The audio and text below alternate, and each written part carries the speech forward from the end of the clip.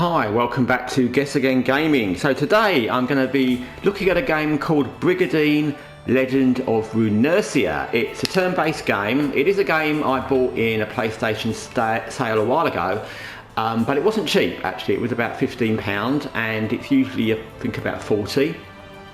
But I've been looking at it off and on for a while because I do like turn-based sorts of games, various types of turn-based games you'll probably know from the channel, so things like XCOM obviously, Other Side, Phantom Doctrine, Necromunda, then CRPGs that are kind of turn-based like War of the Righteous, and turn-based games like Total War games. So there's many types of turn-based games I like.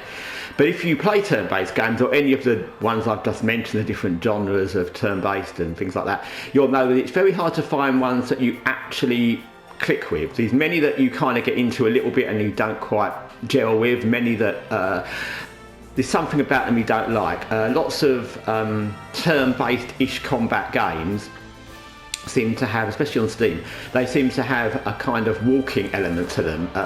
So there's lots of turn-based games where you do get turn-based combat and it's really good, but a lot of the game is walking around to find stuff. It's walking around a lot, going here, going there, and that's fine, it can be good, but sometimes you just want to do the combat, you know. So I like sort of games like that, but like I said, they have to be exactly right. Then these games which are push-pulls, these games that are kind of slightly more real-time.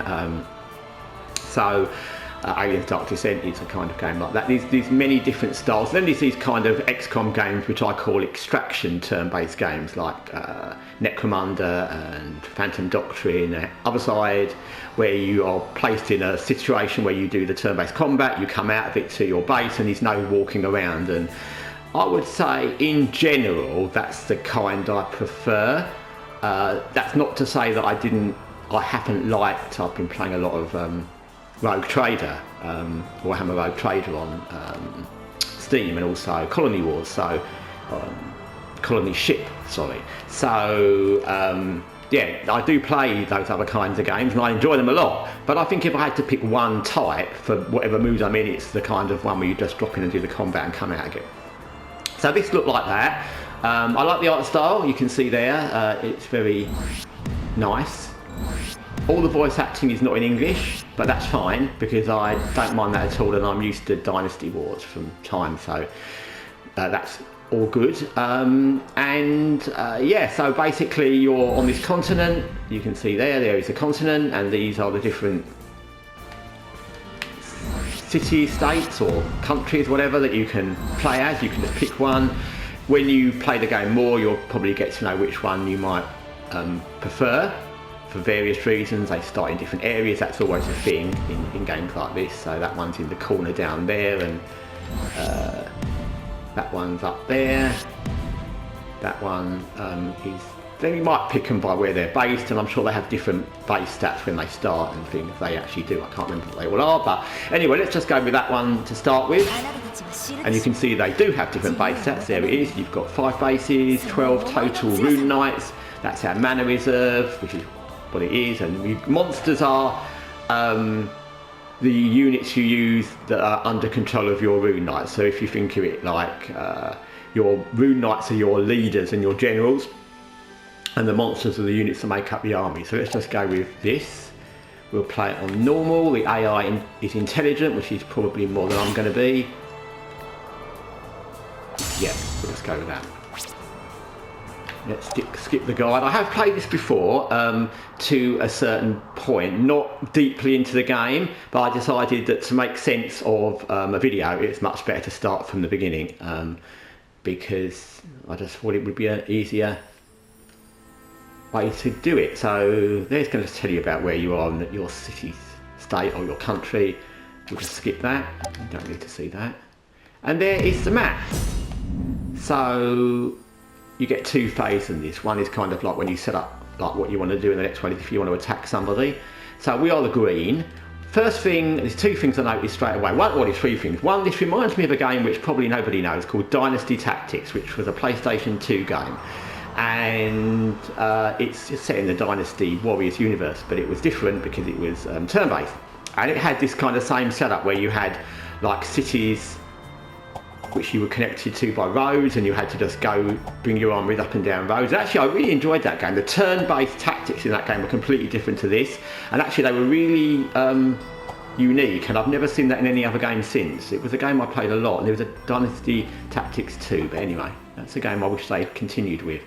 But it looks like that a little bit, but it's got a few things that are different. Number one, which is kind of unusual, I noticed it the minute I saw this actually, is there's no rebels. There's no empty non-main city or main country cities to attack, or there's no roaming rebel armies, which you get in most of these sort of games.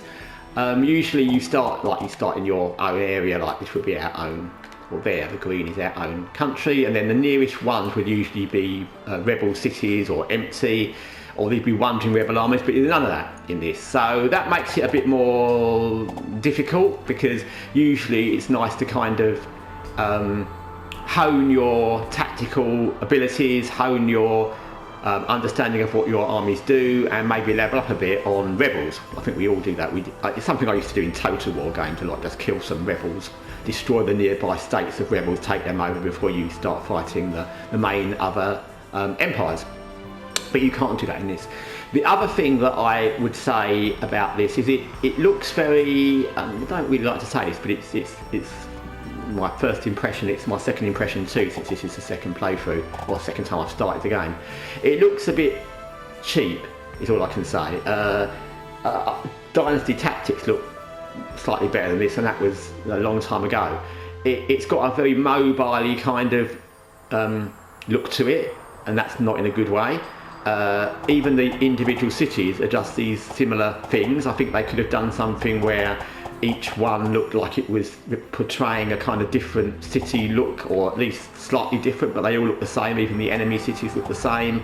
The background is very bland, it's just, you know, background. So I think it looks a bit cheap. It's a shame. I think they could have done a lot with this to make it look more interesting. If I saw this and I didn't know it was turn-based, I would think it was a mobile game, and I would think, yeah. So it doesn't have an exciting look to it, that's what I can say. But anyway, you have these different, there's all our cities. We are the Shinobi tribe. It says what our income is, how many knights we have there. You can see on the right, those are our monsters. And going on here, we have our different knights. Talia, I'm sure that's our leader, and that's the monsters in our army, and there's all our other monsters. And this is where all our rune knights are located. These are the names of all of them. And that's basically how it functions. So you've got us, the green, you've got the enemy countries. They're not enemies, I don't think we're really fighting anyone here. It doesn't start off with you're at war with people. I'm sure you have different relations with them, but it doesn't start off that you're at war. It's up to us to decide to either wait for them to attack or attack. And then you can see what different troops we've got in each area. So there we've got some different troops. The art style's nice. It's a shame that the and I thought this when I first saw the game, it's a shame that the art of the battlefield or the overall map doesn't match the drawings of the individual units, because they're nice and they're quite intricate, but the actual battle map and the actual, which I haven't shown you there, and the actual overall map doesn't do that justice. It doesn't look as intricate at all. So I think I will make a couple of videos about this game. So I'm going to end this now, because it's going to be long, and I've just talked about turn-based games a lot, kind of. So this is going to be a kind of introduction. I will make another video about combat and movement, which is going to be a separate video, because it will make, like I said, make this too long.